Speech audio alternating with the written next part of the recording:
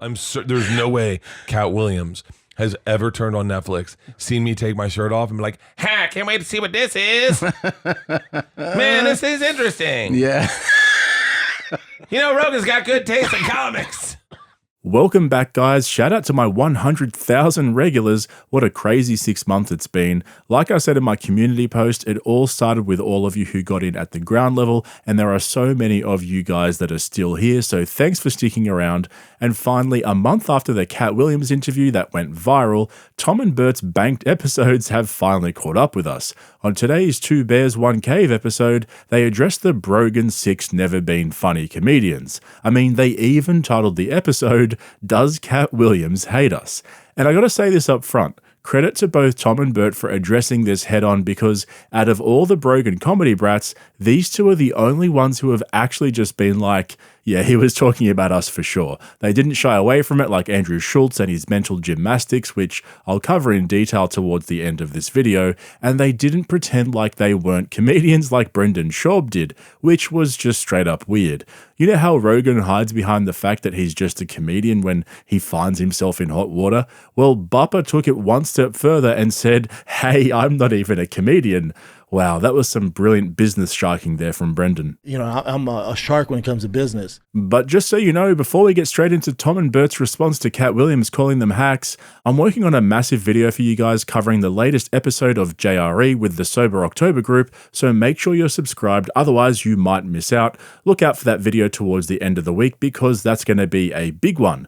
I didn't want to rush it because there's so much juice in there, and I might also combine a couple more clips from Bobby Lee's recent appearance on JRE. There's lots to talk about, but for now, let's get you guys up to speed on Two Bears, One Cave. As usual, all their episodes are basically scripted nowadays. They pre-planned their hot takes and segments, and so they started talking about how Bert fangirls over other celebrities, but Tom doesn't, and how Bert wishes he was more like Tom. What's new? Somehow, Bert finds the strangest ways to flex, but it just ends up coming off as weird and not a flex at all because, remember, everything happens to Bert. He's the ordinary dude living an extraordinary existence. He's the flawed genius, just without the genius bit and all of the flaws. I wish I could be more like you. I'm being serious. I don't know. I wish. You'll see it when we do the Super Bowl. Yeah. Like, I can't help myself. I wish I could. I wish I was different. It's okay because I think it lets fans know that when it happens to me and them, that I'm the same as they are because I geek out. So I understand when a dude puts his hand behind you and he's trembling. Yeah. I do that. Yeah. I do that. I can't help it. I wish I knew what that is because my daughters don't have it. My daughters don't give a fuck about celebrity or fame at all. You're just excitable, man. You get very excitable. You're an excitable person. So excitable Bert continued his weird fangirl flex by bringing up the fact that sometimes he goes up to celebrities but doesn't quite know who they are, but just can't help himself, which makes absolutely no sense at all. He brings up his Adam Sandler interview from years ago where he mispronounced the name of his movie Uncut Gems because, Bert's just all over the place and that's what makes him so funny. Right? Anyone? The problem is with me is I don't know who they are sometimes. Like I know they're famous, and I know that. But you feel like you have to acknowledge that if you know that they're famous, you have to say something. Yeah, and then I won't know their things. So like I'll say all the wrong things to them. Like I won't quote any of their things properly. I did it with Adam Sandler. I was like, I love your movie Precious Gems. Yeah, like because I know it's a thing, but I don't know the thing. I wish I could get rid of it. But I guess there's a part of me that makes me feel like I still am who I am. You're a fan. Yeah. You're a fan. You're an excitable fan. The only person I've ever been cool around. Yeah. And this could be argued with Chappelle. Yeah, but you're also in the same field, right? Yeah, but not even remotely. Well, I know what you mean, but I mean like you have the same job. We have the same job. Like I do it with Katt Williams. If I ran into Katt Williams, I'd geek the fuck out. I'd geek the out on Katt, and I know I'm probably one of the white boys he hates. And there you go, just completely natural segue into the Katt Williams controversy. I was going to let it play, but I just could not help myself. I had to pause it to call Bert out on something else. He is the worst at fishing for compliments. Clearly he wanted Tom to say, "Nah man, you're in the same league as Dave Chappelle. You sell at arenas, remember? All those tour buses and cruises and stuff." Yeah, but Tom didn't bite. He just agreed with him that he wasn't in the same league as Chappelle. That was brutal. It reminded me of that time with Louis C.K. where Bert was fishing for a compliment, except on that occasion, Louis did the polite thing and fed his ego. Do you know what I could do with your talent? Like if I was as good at stand-up as you, I'd be playing stadiums. I used to play stadiums. I know, but I'd be doing it right now. I don't think about, I'm not thinking if I was you. I think if I had your talent. Right. God, if I was half the comic you are. You're very funny, Bert. You're very funny. Thank you very much, Louis. You are. Wait, so go back to the French chick. Bertie boy, if you were any more transparent, you'd be a window. But you heard him at the end there segue into their Katt Williams segment right on cue, so let's pick it up there. Here we go. And I know I'm probably one of the white boys he hates. I'm certain I'm in that 6 comedians of Rogan that he hates. There's no way Katt Williams has ever turned on Netflix, seen me take my shirt off and be like, ha, can't wait to see what this is. Man, this is interesting. Yeah. Rogan's got good taste in comics. Yeah, I think we're both in it then. You think you're in? No, he likes you. Who do you Kat? think his 6 comedians are? It's not Shane Gillis. Well, the 6 are me, you, Ari. Ari's twice, probably. He doesn't like Ari. No. There's no way Katt Williams is an Ari Shaffir fan. Probably not. Okay, I'm not going to lie here, guys. I absolutely love this. Credit to Tom and Bert. I know I always throw shade at them, but they played this one really well. Everyone's been saying that Rogan handled it the best, and I'll show you Schulz's response where he pretty much says exactly that. But none of the Rogan comedy brats have come out like this and been like, yeah, he definitely was talking about us, and just laughed it off. This is the old Tom and Bert, just two dudes not caring about every little thing people say about them and just having the confidence to keep moving. However, having said that, I do have an issue with one thing, and it seems to be a common thread between a few of these guys, Andrew Schulz included.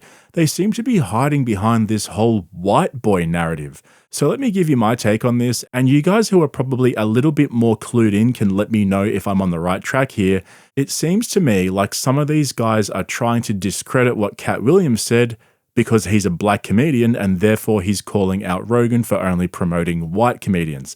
So basically they're saying he's just saying that because we're white boys, but really we're funny and this is just a racial thing for Katt, and that's why they're able to laugh about it. And look, that might be true to an extent.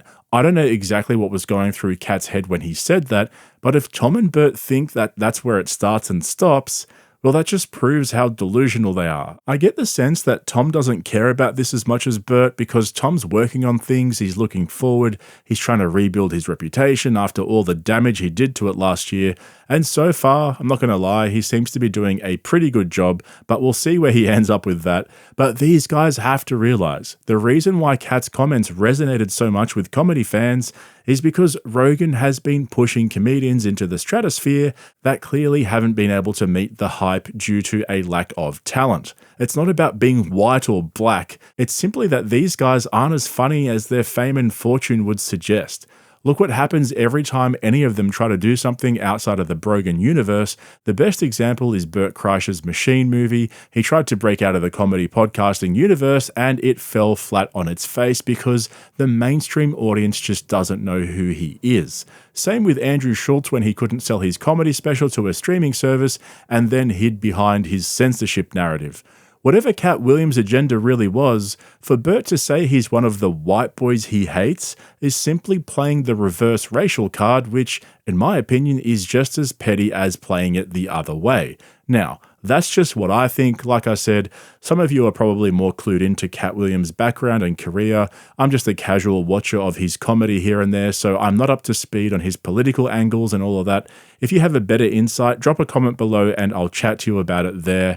And just so we're all on the same page, I know Katt was riffing for almost 3 hours and said so many different things, but let's just take a quick look at the context he mentioned Rogan's buddies in. That's how it was for blue comedy. If you were a comedian that cussed, you were ridiculed by the mainstream comedy geist. That would be like me being on Joe Rogan. Joe don't want me on there. I need to be on Shannon. Joe got 6 comedians that never been funny. He want to push out. But that's really how it is. So he was talking about blue comedians, not black comedians, and unless he was implying that black comedians have always done dirtier comedy than white comedians, which is complete BS, I'm not sure where the whole white boy thing is coming from. He never said Rogan's pushing white comedians, he's saying Rogan's been pushing 6 comedians who have never been funny. Anyway, you guys know I try to stay away from the politics of all this stuff, but when Bert's openly saying that he's one of the white boys that Katt Williams hates, I can't exactly just ignore that. I mean, I've never thought that Joe Rogan was a racist, right? But getting back to Tom and Bert, he actually went on to speculate as to who the 6 comedians were, and yeah, let's pick it straight up after that. You know he doesn't like Mark Norman. It's the rotation. It's Katt's, if he's saying 6, that's just a number. He just means the rotation of regulars that appear. But there aren't an exact 6. You, me, it's Sober October Ari, and Protect My Parks. Well, there you go. Then and he probably thinks Ari are 2 different Jewish guys. Yeah, those are the 6. He's like, the one that looks like a coal miner, and then the other one that looks really Jewish. The one that talked about Kobe, and then that other one that just has blood coming out of his ass. Yeah, that one. So does Katt hate Mark Norman? Is this like common knowledge? Geez, man, I feel like I'm in the dark here with this one. But I actually think Tom is probably right when he said Katt was referring to the regular rotation. And did you catch Bert purposely messing up the name of the Protect Our Parks podcast? Man, he's just so edgy, that Bert, huh? Now, clearly Tom and Bert can't count, but just to clarify, the regular rotation would include Tom, Bert, Ari, Mark Normand, and Shane Gillis, except Bert straight away said before that it's not Shane, but he didn't explain why. Now, we all know it's because Shane's actually funny, so it couldn't be him, but he's still white. And according to Bert, Katt hates white comedians. Yeah, well, I guess, Who do you think Katt's favorite white comedian is? Well, he gave a plug to Ron White. Remember, and I thought that was rad. He was like, Gary Owen? No, he gave a shout to Gary Owen. He did give a shout to Gary? It was a shady shout. Like Gary had to do research and go, was he shading me? Oh, that's right. I'm thinking that Gary told this story, a story about Steve Harvey after that. That's crazy. Yeah. I met Steve Harvey. He was awesome. Okay. I'm going to drop the whole white comedian thing now, but I just want to make one final point. After the Katt Williams interview, Dave Chappelle came out and said, "Why did you only call out black comedians?" I mean, what is going on here? I'm confused enough as it is. Anyway, let's pivot over to Andrew Schulz and take a look at some of his comments about all of this because I haven't really covered this in detail yet. And unlike Tom and Bert, Schulz never actually addressed the claim about Rogan promoting unfunny comedians. It was incredible. He spoke about almost everything Katt said, but conveniently left out the one thing that actually applied to him personally.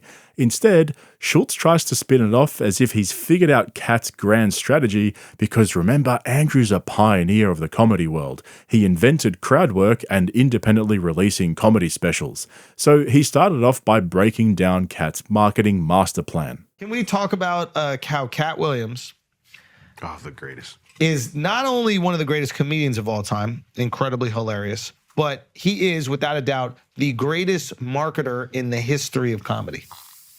Whoa. Katt Williams went on one podcast. Against it.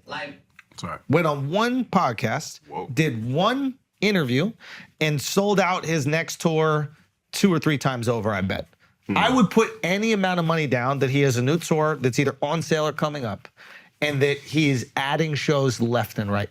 Because after watching that, you're like, I need to watch more of this. This guy is the most entertaining talker alive. Yes. And is he making up left and right? Is he saying some shit that's true left and right? Sure. But when you mix truth and made up, what did we learn from the Epstein? It's entertaining. It's very entertaining, but I think it's all facts. All facts? All facts. You think, and we might have discussed this on Patreon, you think that Harvey Weinstein said to him, if you let me suck your dick, I'll put you in my movie? Yes. You think he read 8 books a day from the age of 6 to 10? No, we saw him run the 440. Like we saw it. Well, that's different than reading 8 books a day. It doesn't matter. You think it doesn't matter. You prove that's one where you're thing, wrong, actually. Everything is true. That's all you got to do. And if you disprove one thing, everything is false. Exactly. So you never know what is true and what is false. Not a single lawsuit. He made mad claims. Nobody's suing him. Okay, I always find this so interesting when people who know nothing about the legal system make vast sweeping statements as if they know how it works. First of all, nobody launches a lawsuit in 7 days. Unless it's an injunction or they're seeking a temporary order, preparing for a lawsuit usually starts with lots of letter writing and going back and forth, and if they can't agree, only then does it become a lawsuit. The episode of Flagrant was published on January 11th, 7 days after Katt's interview on January the 4th. Secondly, just because somebody says something bad about someone else publicly and it gets millions of views, that doesn't mean there are always grounds to sue them. Who's going to sue Katt Williams for saying they're not funny? Or is Harvey Weinstein going to launch a civil suit from prison? I mean, this idea that whenever someone says something negative and you have money, you've got to watch out for an incoming lawsuit, I mean, it's just so childish. You can't make up laws because you got your feelings hurt. And so if Al thinks that Katt was saying all facts, why don't they address the unfunny comedians? Katt to me is not desperate. Like you said, he's a genius. He's been doing this for decades. But like usually you see with comics that are like they're struggling for relevance, or they either lost relevance, and it's not just comics, it's pretty much any industry, or they're really resentful that other people that they think they're funnier than have success. And that resentment or bitterness kind of comes out through that criticism. You know, and they're like, oh yeah, these people are only on, or these people are only doing this because of this thing that they don't do. But it's rare to see somebody at this level to take those shots. Unless you in hip hop and the highest level is who's taking the shots. Right. You might even argue that it happens more at that level. You know what I mean? Because at the lower level, who you gonna beef with? Drake? Drake don't even know your name. So, yeah, I don't know. It's fascinating to see. I do think the person that handled it best was Joe. Yo, Joe killed it. He's like, we love you. We talk about you on the show all the time. I'd love to have you on the show. Yeah. Because Katt was like, yeah, he doesn't want me on his show. And he could have been defensive. Not defensive at all. He's like, I love you. I want to have you on the show. Yeah, come on. I mean, And that would be he saw those numbers. amazing. Why wouldn't he? I mean, low key. I'm sure he probably did beforehand, Yeah, but like- after seeing that, who doesn't want Katt But on he's their show, always right? spoken highly of Katt. Yeah, I mean, Katt's just got some iconic specials. Oh, that's great. I love how they literally spoke about Katt calling out Rogan, but conveniently left out the part about unfunny comedians. Truly masterful gymnastics there from Schulz. And he took it even further by pulling out the race card again. And I get it, right? Katt Williams is a black comedian. But the way Schulz and Bert are talking about this situation, it's as if Katt was entirely driven by his hatred of white comedians, instead of just calling out the system for what it is. Even Schultz's side boy Al called him out for this and basically said, nah, you guys are just being sensitive comedians. It's not even about race. I think Katt is maybe in his head, he sees himself as like a street dude comic and real for the streets and blah, blah. But like, I think Katt has crossed over to mainstream with stand-up. Like only maybe a handful of other comedies that came up in the strictly black circuit in history. Maybe he doesn't realize how much he's actually crossed over and how much white people, brown people with him. Possibly. But he also is just acting like a comic because you guys are some of the most competitive motherfuckers. Oh, and sensitive. And sensitive. So if you combine those two things, competitiveness and sensitiveness, oh my God. Yeah. And ego sometimes, like that is crazy. Yep. So he's just kind of just talking, I think, the way like sometimes comics might talk in like a green room or something like that, but he's just doing it publicly. He's just airing it out.